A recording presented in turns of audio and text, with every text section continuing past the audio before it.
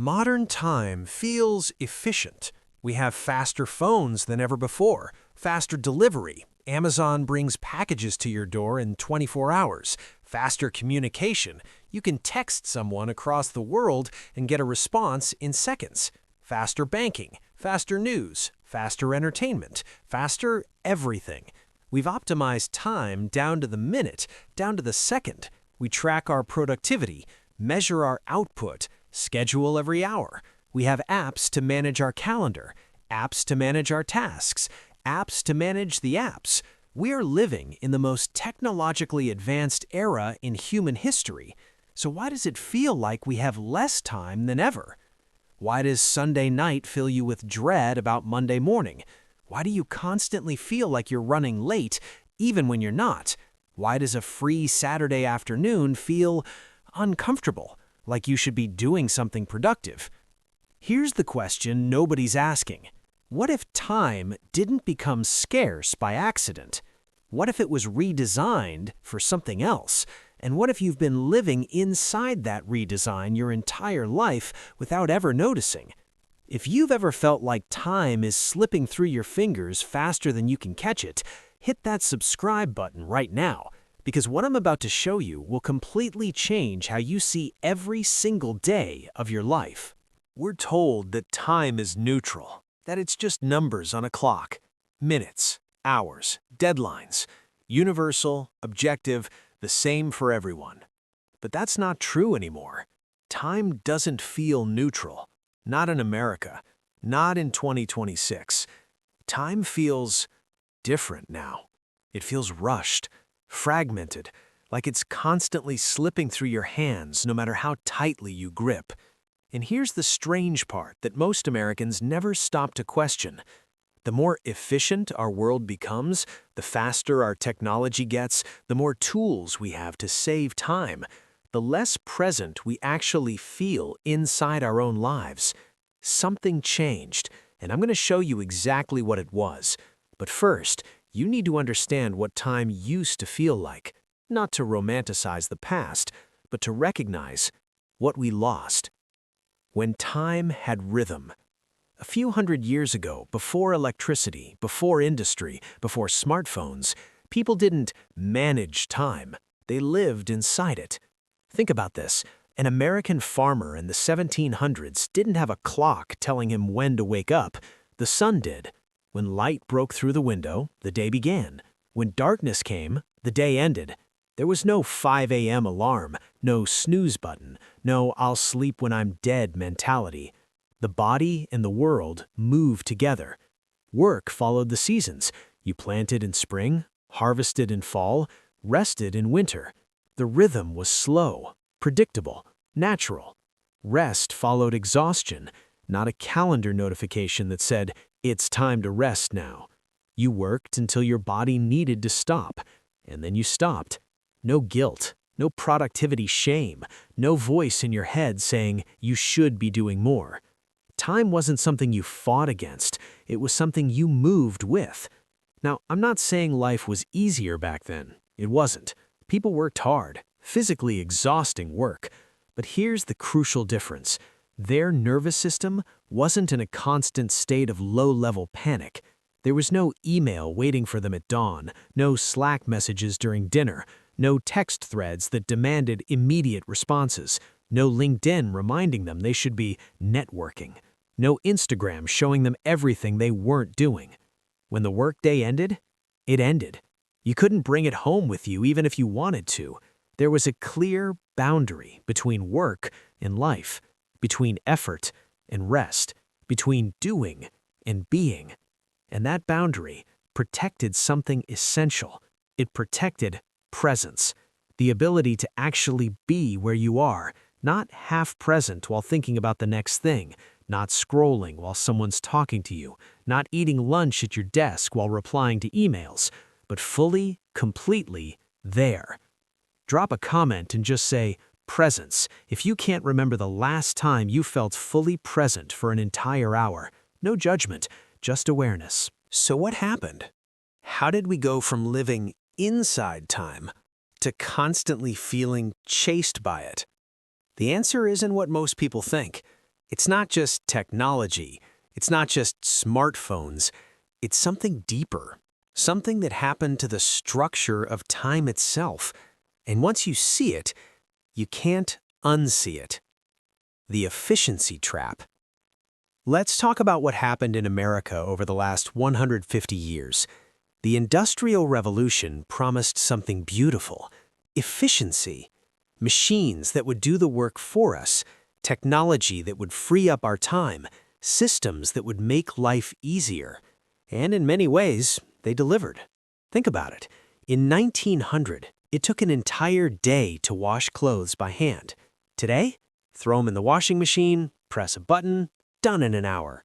In 1950, if you wanted to send a letter across the country, it took days. Today, email arrives in seconds. In 1980, if you wanted to watch a movie, you had to drive to Blockbuster, hope they had it in stock, drive home, watch it, then drive back to return it. Today, click. Instant. Netflix has 10,000 options.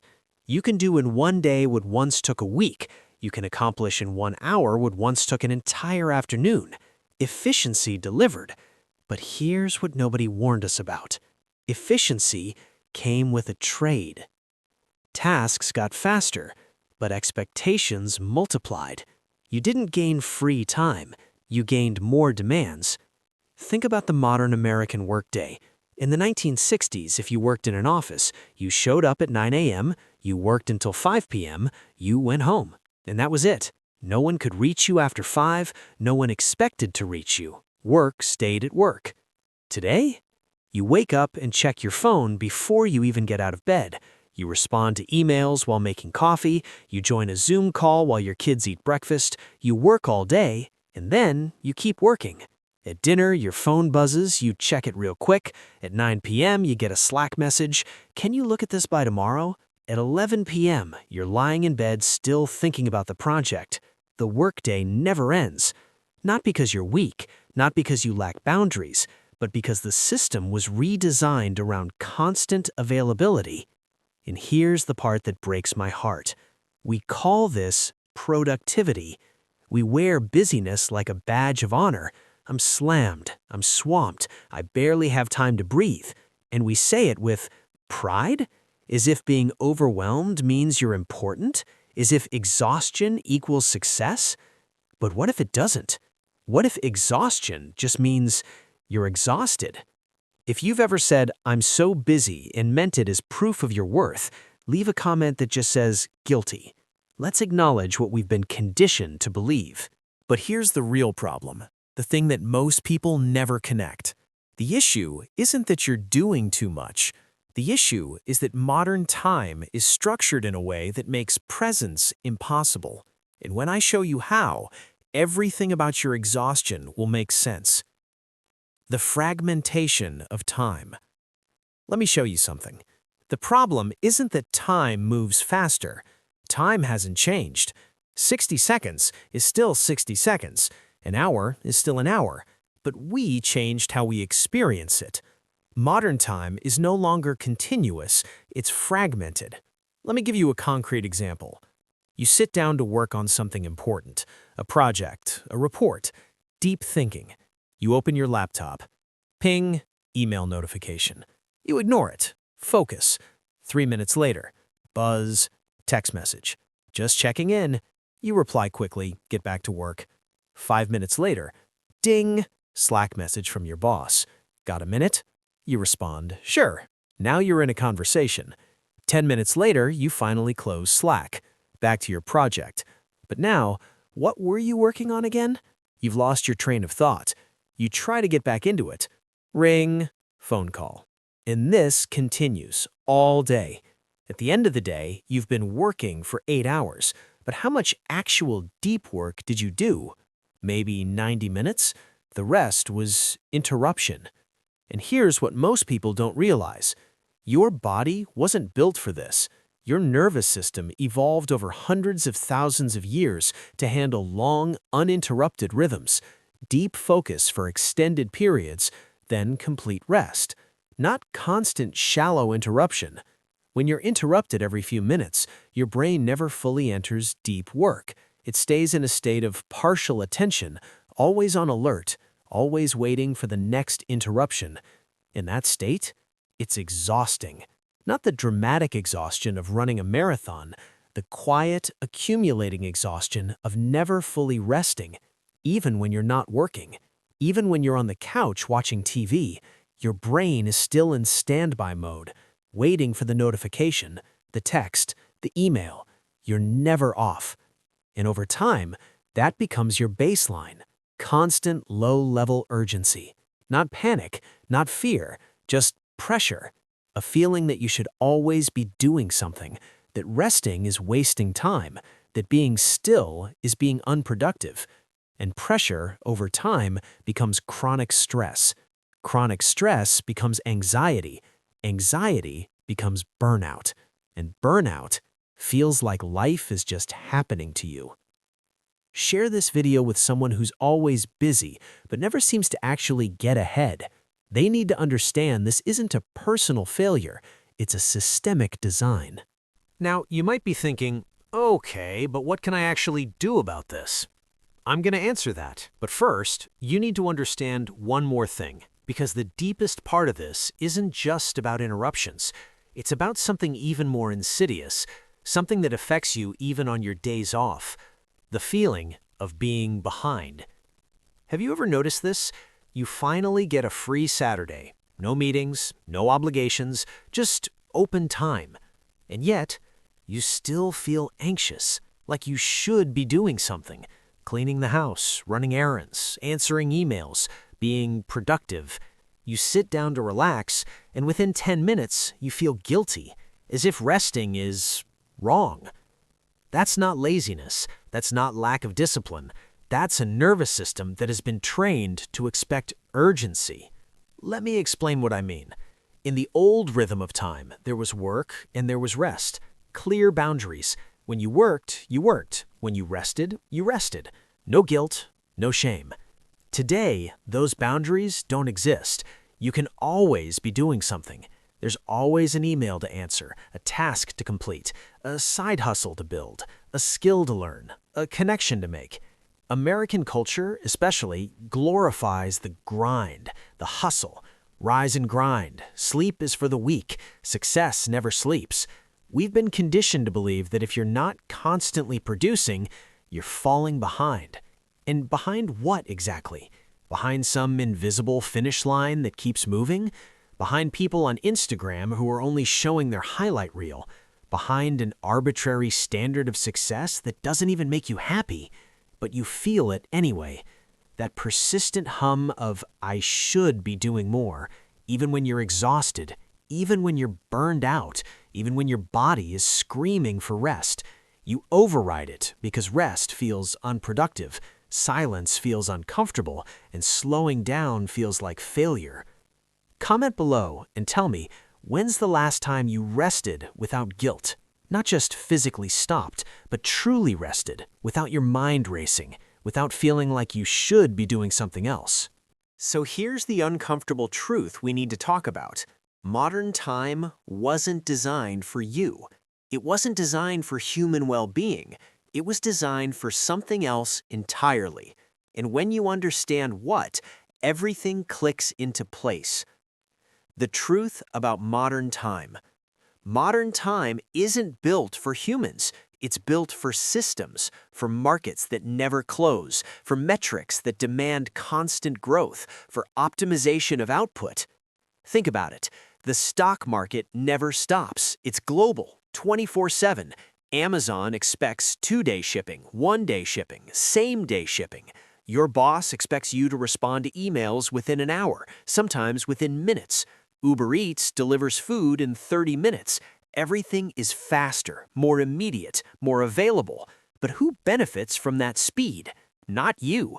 The system, the economy, the shareholders, the growth metrics. And you, the human being living inside this system, became secondary.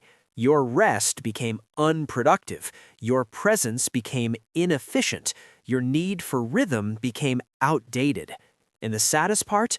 We internalized it. We started believing that we're the problem. I need to be more disciplined. I need better time management. I need to optimize my morning routine. But what if you don't? What if you're not broken? What if this system just wasn't built for you? What if you're a human being trying to survive inside a machine? And the exhaustion you feel isn't weakness. It's your body trying to tell you this isn't sustainable. What was lost? In older rhythms of time, life had texture. Long mornings where you could think, predictable evenings where you could unwind, clear endings to the day. Today, the day never ends.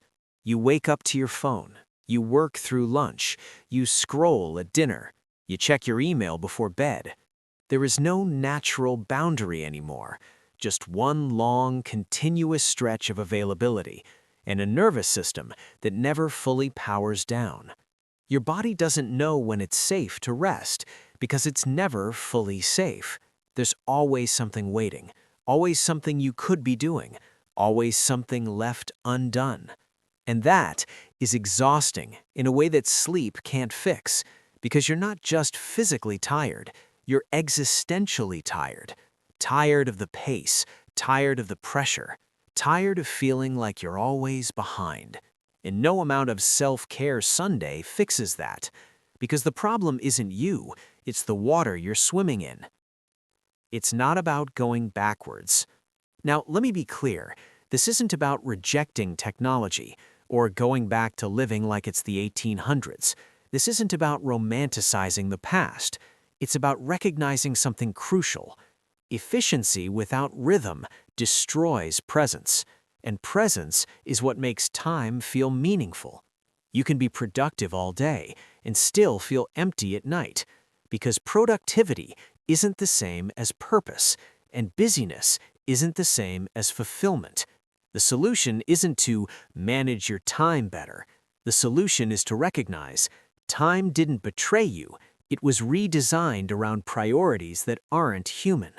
And if you feel tired, rushed, fragmented, or disconnected, it's not because you're doing something wrong. It's because you're living inside a system designed for something other than your well-being. And the moment you see that, you stop blaming yourself, and you start understanding the world you're living in. The revelation. Modern time feels efficient. Until it doesn't. Until you realize that all the time you saved, you spent working harder, doing more, being more available, and somehow feeling less alive.